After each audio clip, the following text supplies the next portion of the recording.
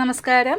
ഇന്നത്തെ ക്ലാസ്സിൽ നമ്മൾ ഫ്ലൈ സ്റ്റിച്ചാണ് പഠിക്കുന്നത്. ഫ്ലൈ സ്റ്റിച്ചിനെ വീഡ് സ്റ്റിച്ചെന്നും പറയാറുണ്ട് കേട്ടോ. ഞാനിവിടെ 3 പാരലൽ ലൈൻസ് വരച്ചിട്ടുണ്ട്. നമുക്ക് 3 ലൈൻ വരയ്ക്കണമെന്നില്ല, ഒരു ലൈൻ വരച്ച് വേണമെങ്കിലും ചെയ്യാം. പക്ഷേ ബിഗിനേഴ്സ് എപ്പോഴും 3 ലൈൻ വരച്ച് പ്രാക്ടീസ് ചെയ്യുന്നതാണ് നല്ലത്. സ്റ്റിച്ച് ചെയ്യുന്നതിന് മുന്നേ ക്ലോത്ത് നല്ല ടൈറ്റായിട്ട് ഫിക്സ് ചെയ്യുക, അല്ലെങ്കിൽ സ്റ്റിച്ച് ചെയ്യാൻ ബുദ്ധിമുട്ടായിരിക്കും. ഇനി ഇവിടെ സ്റ്റാർട്ട് ചെയ്യുന്നത് ഈ ഒരു സെൻറ്റർ ലൈനിൽ നിന്നാണ് കേട്ടോ. സെൻറ്റർ ലൈനിൽ നിന്ന് നമുക്ക് നീഡിൽ കുത്തി ത്രെഡ് എടുക്കാം. തൊട്ടടുത്തായിട്ട് ഒരു ലോക്ക് സ്റ്റിച്ചും കൊടുക്കുക. ഫസ്റ്റ് ജെറി ത്രെഡിൽ പ്രാക്ടീസ് ചെയ്യാം, അതിനുശേഷം പിന്നെ സിൽക്ക് ത്രെഡ് യൂസ് ചെയ്താൽ മതി. ലോക്ക് സ്റ്റിച്ച് ഇട്ട ശേഷം സെൻറ്റർ ലൈനിലേക്ക് തന്നെ ഒരു ചെയിൻ സ്റ്റിച്ച് കൊടുക്കുക. ഇനി സൈഡിൽ നമ്മൾ ഡ്രോ ചെയ്ത ലൈനിലേക്ക് സ്ലാൻറ്റിങ്ങിൽ ഒരു ചെയിൻ സ്റ്റിച്ച് കൊടുക്കണം. അതിനുശേഷം ആ നീഡിൽ റിവേഴ്സ് സെൻറ്റർ ലൈനിലേക്ക് തന്നെ കൊണ്ടുവരിക. നമ്മൾ ബട്ടൺ ഹോളിൽ ചെയ്തില്ലേ അതുപോലെ.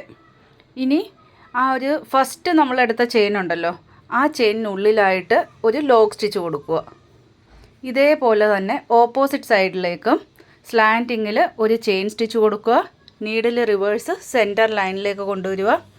അതിനുശേഷം ആ ഫസ്റ്റ് നമ്മൾ കൊടുത്ത ചെയിനുള്ളിലായിട്ട് ഒരു ലോക്ക് സ്റ്റിച്ച് കൊടുക്കുക. ഇനി വീണ്ടും സെൻറ്റർ ലൈനിലേക്ക് തന്നെ ലോങ്ങിൽ ഒരു ചെയിൻ സ്റ്റിച്ച് കൊടുക്കുക. 2 സൈഡിലേക്കും ബട്ടൺ ഹോൾ മോഡലിൽ റിവേഴ്സ് സെൻറ്ററിലേക്ക് കൊണ്ടുവരുന്നതുകൊണ്ടാണ് ക്ലോത്ത് ടൈറ്റായിട്ട് ഫിക്സ് ചെയ്യണമെന്ന് പറഞ്ഞത്. ക്ലോത്ത് ടൈറ്റ് അല്ലാതെ കുറച്ച് ലൂസായിട്ട് ഇരിക്കുകയാണെങ്കിൽ നമ്മൾ ആ സൈഡിലേക്ക് സ്റ്റിച്ച് കൊണ്ടുപോയി സെൻറ്ററിലേക്ക് വലിക്കുമ്പോൾ കറക്റ്റായിട്ട് ആ ത്രെഡ് വരത്തില്ല, തുണി ചുരുങ്ങിപ്പോവും. വീണ്ടും സൈഡിലേക്ക് ചെയിൻ സ്റ്റിച്ച് എടുത്ത് നീഡിൽ റിവേഴ്സ് കൊണ്ടുവന്ന് ആ സെൻറ്റർ ലൈനിൽ നമ്മൾ കൊടുക്കുന്ന ചെയിൻ ഉണ്ടല്ലോ, ആ ചെയിനുള്ളിലായിട്ട് ലോക്ക് സ്റ്റിച്ച് കൊടുക്കുക. വീണ്ടും ഓപ്പോസിറ്റ് സൈഡിലേക്ക് ചെയിൻ സ്റ്റിച്ച് എടുക്കുക. നീഡിലിനെ റിവേഴ്സ് കൊണ്ടുവന്ന് ആ സെൻറ്റർ ലൈനിലെ ചെയിൻ സ്റ്റിച്ചിലേക്ക് വീണ്ടും ലോക്ക് കൊടുക്കുക.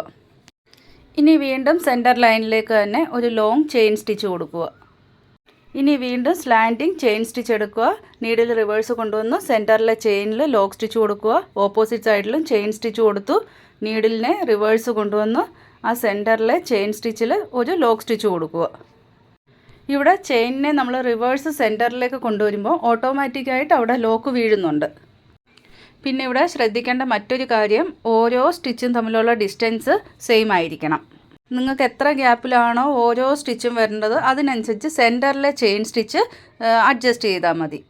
പിന്നെ ജെറി ത്രെഡിൽ പ്രാക്ടീസ് ചെയ്യുമ്പം നന്നായിട്ട് മനസ്സിലാകും. അതുകൊണ്ടാണ് ഫസ്റ്റ് ജെറി ത്രെഡിൽ തന്നെ പ്രാക്ടീസ് ചെയ്യാൻ പറഞ്ഞത്. ഒരുപാട് ഇമ്പോർട്ടൻ്റ് ആയിട്ടുള്ള സ്റ്റിച്ച് അല്ല കേട്ടോ ഇത്. നമ്മൾ ഒരുപാട് ഇത് യൂസ് ചെയ്യാറില്ല, റെയറായിട്ടേ യൂസ് ചെയ്യാറുള്ളൂ. പിന്നെ ഈ ഒരു സ്റ്റിച്ചും അറിഞ്ഞിരിക്കണമല്ലോ. പിന്നെ ഈ സ്റ്റിച്ചിൽ നമുക്ക് സ്റ്റോണോ ബീഡ്സോ ഒക്കെ യൂസ് ചെയ്യാം. ബട്ടൺ ഹോളിൽ നമ്മൾ ഓരോ ലെയർ റിവേഴ്സ് എടുക്കുന്നതിൻ്റെ ഇടയിൽ നമ്മൾ സ്റ്റോൺ വെച്ച് സ്റ്റിച്ച് ചെയ്തില്ലേ, സെയിം അതേപോലെ ഇവിടെയും സ്റ്റോൺ വേണമെങ്കിൽ ഒട്ടിച്ചു കൊടുക്കാം. ഇനി ഇവിടെ എൻഡ് നോട്ട് കൊടുക്കുമ്പോൾ നമുക്ക് ഇതുപോലെ ഈ സ്ലാൻറ്റിങ് 2 സൈഡ് എടുത്ത് വേണമെങ്കിലും എൻഡ് നോട്ട് കൊടുക്കാം, അല്ലെങ്കിൽ സെൻറ്ററിൽ ഒരു ചെയിൻ സ്റ്റിച്ച് എടുത്ത് ലോക്ക് സ്റ്റിച്ച് കൊടുത്ത് വേണമെങ്കിലും എൻഡ് നോട്ട് കൊടുക്കാം. ഞാനിവിടെ സെൻറ്ററിൽ ചെയിൻ എടുത്ത് അതിന് ശേഷമാണ് എൻഡ് നോട്ട് കൊടുക്കുന്നത്. ഇനി സിൽക്ക് ത്രെഡിൽ പ്രാക്ടീസ് ചെയ്യാം. അപ്പോൾ അതിനായിട്ട് ഞാൻ 3 പാരലൽ ലൈൻസ് വരച്ചിട്ടുണ്ട്. സെൻറ്റർ ലൈനിൽ നീഡിൽ കുത്തി ത്രെഡ് എടുക്കുക. അതിനുശേഷം ഒരു ലോക്ക് സ്റ്റിച്ചും കൊടുക്കുക. ഇനി സെൻറ്റർ ലൈനിൽ തന്നെ ഒരു ചെയിൻ സ്റ്റിച്ച് എടുക്കുക. അതിനുശേഷം സൈഡിലെ ലൈനിലേക്ക് സ്ലാൻറ്റിങ്ങിൽ ഒരു ചെയിൻ സ്റ്റിച്ച്. അതിനുശേഷം നീഡിലിനെ റിവേഴ്സ് കൊണ്ടുവന്ന് ആ ഒരു സെൻറ്റർ ലൈനിൽ ഫസ്റ്റ് എടുത്ത ചെയിനിൻ്റെ ഉള്ളിലായിട്ട് ഒരു ലോക്ക് സ്റ്റിച്ച് കൊടുക്കുക. വീണ്ടും ഓപ്പോസിറ്റ് സൈഡിൽ ഒരു ചെയിൻ സ്റ്റിച്ച് കൊടുക്കുക. അതിനുശേഷം നീഡിലിനെ റിവേഴ്സ് കൊണ്ടുവന്ന് ആ സെൻറ്റർ ലൈനിൽ ഫസ്റ്റ് എടുത്ത ചെയിനുള്ളിലായിട്ട് ഒരു ലോക്ക് സ്റ്റിച്ച് കൊടുക്കുക.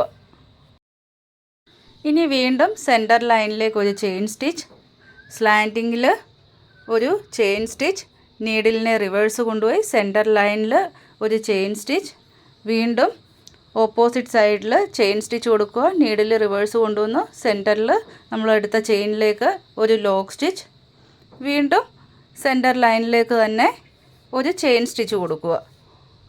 ഓരോ സ്റ്റിച്ചും തമ്മിലുള്ള ഗ്യാപ്പ് മെയിൻറ്റെയിൻ ചെയ്യാൻ ബുദ്ധിമുട്ട് വരുന്നുണ്ടെങ്കിൽ നമ്മൾ മുകളിലും താഴെയുള്ള ലൈനില്ലേ, ആ ലൈനിൽ ഓരോ സ്റ്റിച്ചും ചെയ്യേണ്ട സ്ഥലത്ത് ഒന്ന് മാർക്ക് ചെയ്താൽ നല്ലതായിരിക്കും.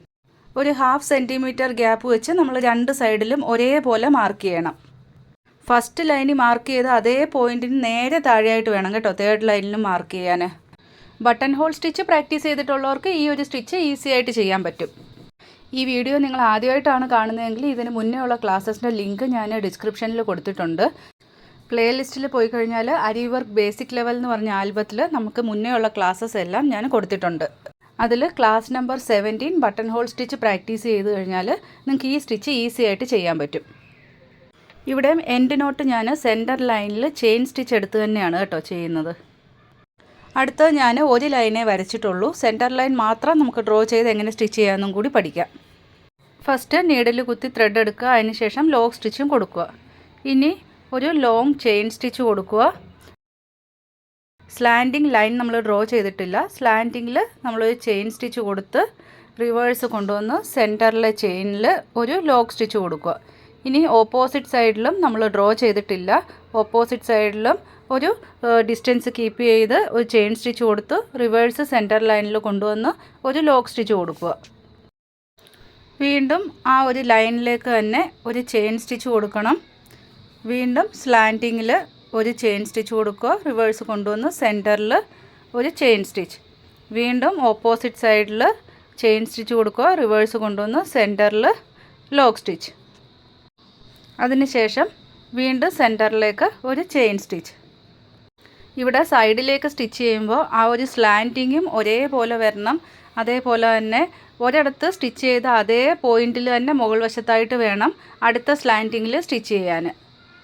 3 ലൈൻസ് ഡ്രോ ചെയ്തിട്ട് നമുക്ക് സ്റ്റിച്ച് ചെയ്യുമ്പോൾ ഒരേ ഡിസ്റ്റൻസിൽ തന്നെ എല്ലാം നമുക്ക് സ്റ്റിച്ച് ചെയ്യാൻ പറ്റും. പക്ഷേ ഇതേപോലെ ഒരു ലൈൻ മാത്രം ഡ്രോ ചെയ്ത് സ്റ്റിച്ച് ചെയ്യുമ്പോൾ നമുക്ക് കുറച്ച് ബുദ്ധിമുട്ട് വരും. അത് കുറച്ച് പ്രാക്ടീസ് കൊണ്ട് മാത്രമേ നമുക്ക് നന്നായിട്ട് സ്റ്റിച്ച് ചെയ്യാൻ പറ്റൂ. അതുപോലെ നിങ്ങൾക്ക് ഓൺലൈൻ ക്ലാസ്സിൽ ജോയിൻ ചെയ്യണമെങ്കിൽ സ്ക്രീനിൽ കാണുന്ന വാട്സപ്പ് നമ്പറിൽ കോൺടാക്റ്റ് ചെയ്താൽ മതി. വാട്സപ്പിൻ്റെ ലിങ്ക് ഞാൻ ഡിസ്ക്രിപ്ഷനിൽ കൊടുത്തിട്ടുണ്ട്. അതാകുമ്പോൾ നിങ്ങൾക്ക് നമ്പർ സേവ് ചെയ്യാതെ മെസ്സേജ് ചെയ്യാൻ പറ്റും. വാട്സപ്പ് ഗ്രൂപ്പിൻ്റെ ലിങ്കും ഡിസ്ക്രിപ്ഷനിലുണ്ട്. വാട്സപ്പ് ഗ്രൂപ്പിലേക്ക് വേണമെങ്കിൽ നിങ്ങൾക്ക് ഡയറക്റ്റ് ജോയിൻ ചെയ്യാം. പുതിയ വീഡിയോസിൻ്റെ ലിങ്കും അതുപോലെ അപ്കമിങ് ക്ലാസ്സസിൻ്റെ അപ്ഡേറ്റ്സും എല്ലാം ഞാൻ ഗ്രൂപ്പിൽ ഷെയർ ചെയ്യുന്നതാണ്. ഇനി ഇവിടെ എൻഡ് നോട്ട് കൊടുക്കുന്നതും കൂടി ഒന്ന് ശ്രദ്ധിക്കൂ. നമ്മൾ മുന്നേ ചെയ്ത 2 മെത്തേഡിലും സെൻറ്റർ ലൈനിൽ ചെയിൻ സ്റ്റിച്ച് കൊടുത്തിട്ടായിരുന്നു എൻഡ് നോട്ട് കൊടുക്കുന്നത്. ഇവിടെ ഞാൻ സെൻറ്റർ ലൈനിൽ ചെയിൻ സ്റ്റിച്ച് കൊടുക്കുന്നില്ല. അതിന് പകരം റിവേഴ്സ് കൊണ്ടുവന്ന് ആ ഒരു സെൻറ്ററിലെ ചെയിനിലേക്ക് ലോക്ക് സ്റ്റിച്ച് കൊടുക്കത്തില്ലേ, അപ്പോൾ അവിടെ തന്നെ എൻഡ് നോട്ടും കൊടുക്കുവാണ്. ഇതിലേത് മെത്തേഡിൽ എൻഡ് നോട്ട് കൊടുത്താലും കറക്റ്റാണ് കേട്ടോ. പിന്നെ ഞാൻ ആദ്യമേ പറഞ്ഞല്ലോ, നമ്മൾ റെയറായിട്ട് യൂസ് ചെയ്യുന്ന സ്റ്റിച്ചാണ്. അപ്പോൾ ഇന്നത്തെ ക്ലാസ് നന്നായിട്ട് മനസ്സിലായല്ലോ. അടുത്ത ക്ലാസ്സിൽ കാണാം. താങ്ക്